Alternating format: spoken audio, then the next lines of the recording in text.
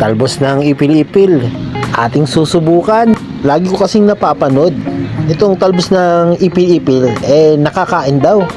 So, try natin kung okay nga ba. Yung ating ingredients. Oops, yung mga the moment of truth. Tignan natin kung talagang ang lasa nito. Masarap mo yun ng ipil-ipil, hindi mo nawala na.